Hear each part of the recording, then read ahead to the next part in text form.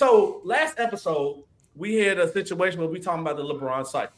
Obviously, I said I'm not gonna put it up on screen. I want none of our face to be blocked. But the LeBron cycle pretty much is like how LeBron be passive aggressive.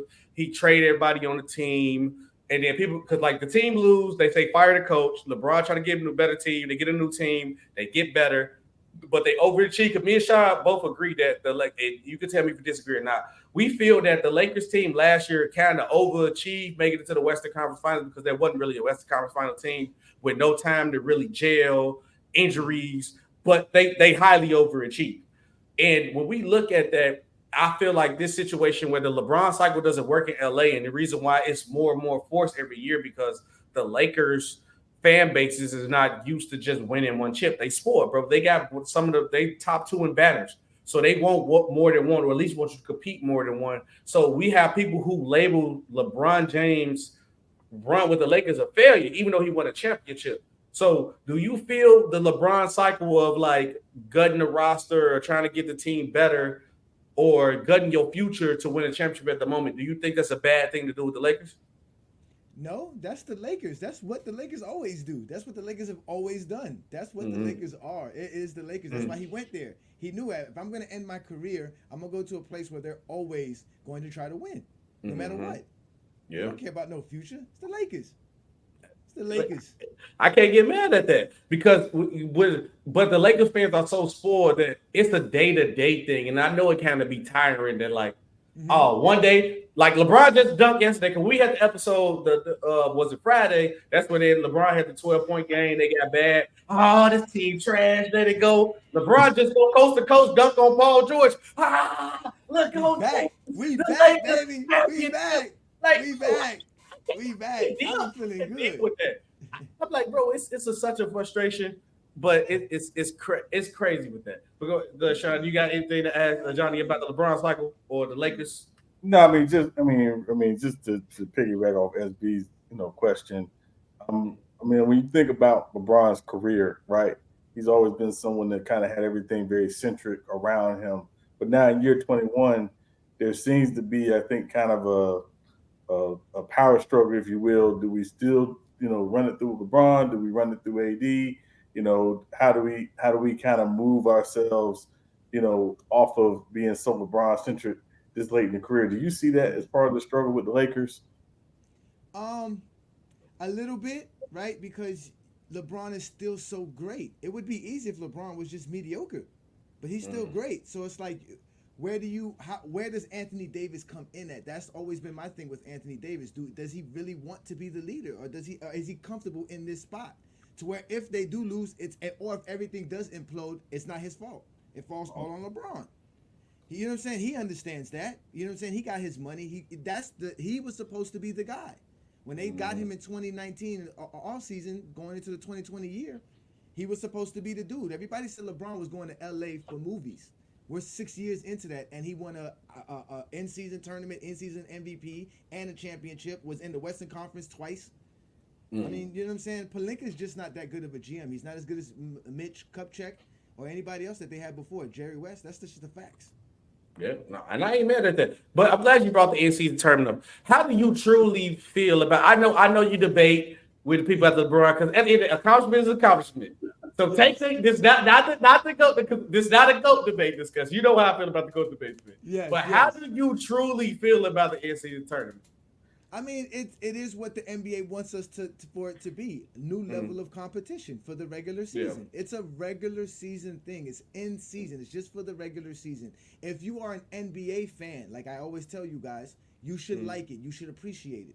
If you're a casual and you're still stuck in the 1900s, you're not gonna like it. That's just it. It's nothing else but that. Because let's just say the Lakers don't make the playoffs. And somebody gonna scream, well, at least they won the in-season tournament? Nah. It was a good feeling. I wish we can go back 3 weeks ago. It felt really good. It almost feels as good as LeBron dunking on Paul George last night. I ain't even mad at that because it like when you look at that point, because in the beginning of the in-season tournament, it was like iffy because I watched basketball all season. I watched different games. So I'm like, I didn't see good games. Y'all only pay attention to like the casual fans. Y'all only pay attention to the mainstream games and be like, oh man, the regular season boring. And then now all of a sudden we paint the court. Oh, they just playing so hard. I'm like, no, they was doing the same thing last year. Y'all just didn't watch OKC play. Y'all didn't watch the Sacramento Kings play in the regular season. Y'all didn't watch, but no, I can't say Chicago Bulls. We was trash. But you didn't watch these other teams who played hard all the time. But obviously, the perception to see what I give Adam Silver credit for is the perception that he gave people was like, oh, the color, look at the color of the court.